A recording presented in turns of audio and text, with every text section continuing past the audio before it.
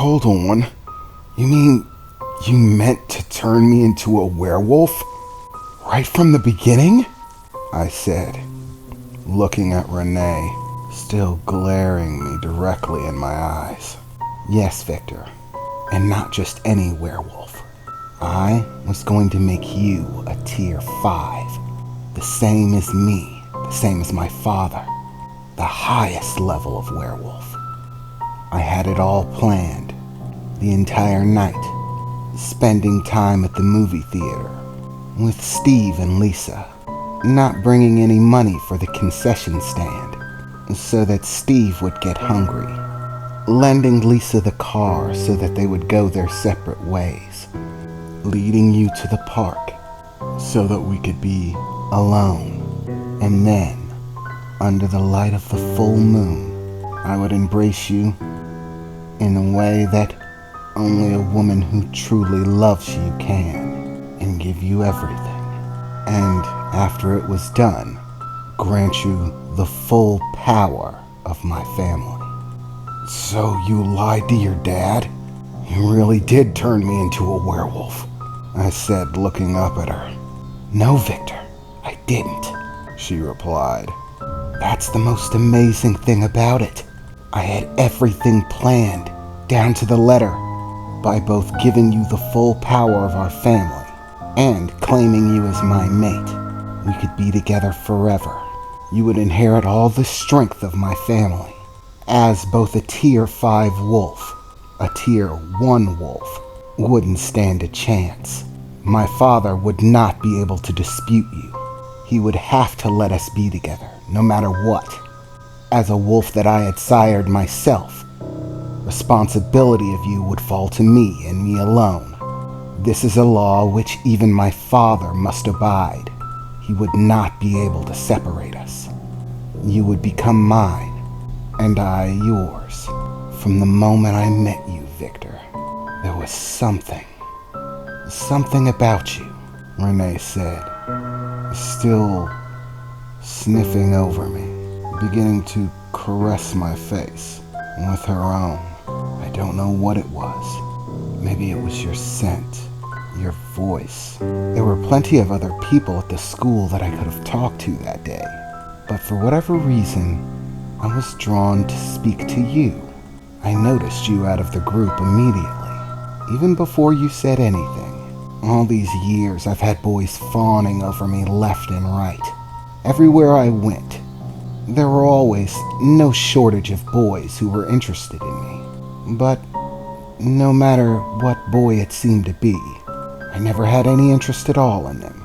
Any of them. Regardless of whether they tried to act aloof, forceful, proclaim their strength or their eternal love for me.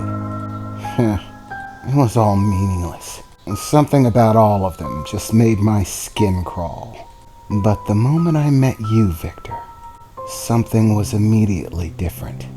From the very first words you spoke to me, I felt drawn to you. I had no idea that you were actually an egg. Yes, that part is true, Victor. I didn't turn you. You are, in fact, an egg. That is the most amazing part about all of this. I went through all the time and effort to plan that night, to make last night hours and hours alone forever, to force my father to accept you so that we could be together. And in the final moments, when I thought I had control over everything gone perfectly to plan, all of the control was suddenly ripped away from me. You felt it too, didn't you? At least that much you can remember, can't you? The feeling of us together under the moonlight. A feeling of wild passion. A sense that you can let go of everything, as if we didn't have control over anything, and we didn't want it. I could feel it, Victor. You could feel it too, couldn't you? Both of us being pulled in by it. At that time, even my plans seemed to start to float away, and then you began to change. I could feel my soul react in the moment, Feel your heart pounding in your chest as the change began to take hold. At first, I was furious. I thought for sure that I had been duped, that you were a werewolf all along, just playing an angle, that it was really about my father. In a whirl of wind, light, and fog that shattered the bench that we were sitting on, you transformed right before my eyes. I thought for sure that you were going to attack me. After all, we were all alone.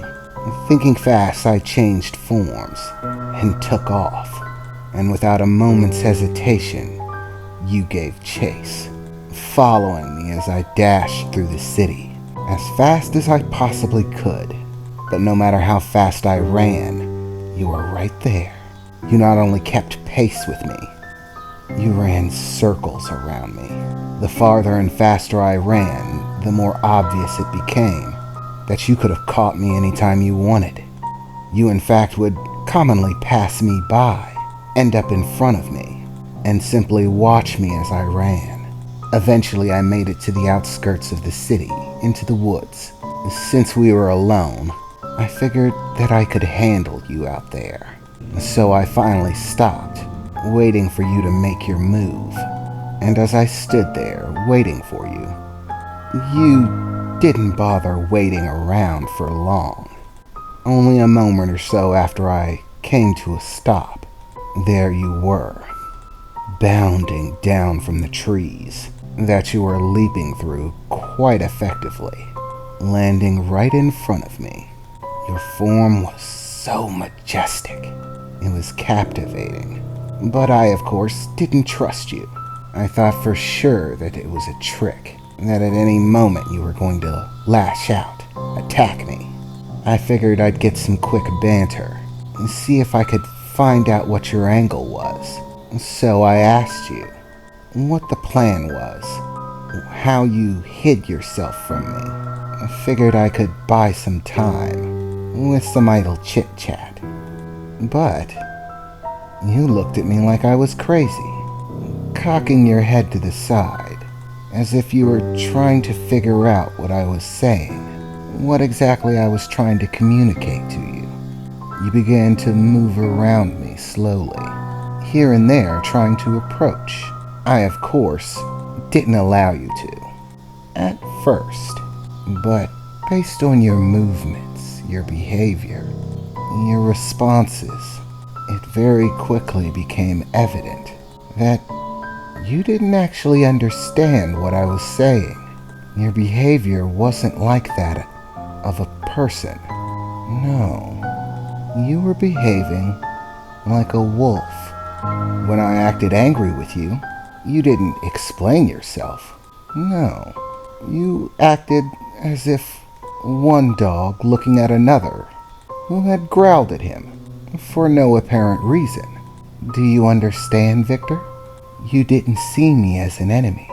You weren't following me out of some sort of predatory instinct.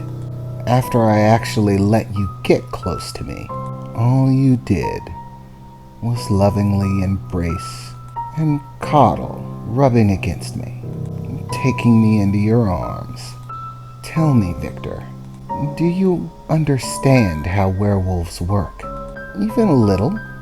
No, of course you don't. But werewolves who aren't in control of themselves because they're either low tier or they're going through their first transformation do not treat others, even those that they know, their own mother and father, brothers and sisters. They do not treat them with affection or love. The first transformation is a shocking process. It's hard for the mind to deal with. You don't recognize people, even those you've known your entire life. You just as soon rip them apart as give them a hug. And yet, there you were, even amidst your transformation, your very first one, in a state where you shouldn't have been able to recognize anyone, where you should have seen everyone as your enemy, a threat to your existence. and treated them as such. Even in that state, you could recognize me. That is not a normal thing, Victor. It's special. More special than you could possibly imagine.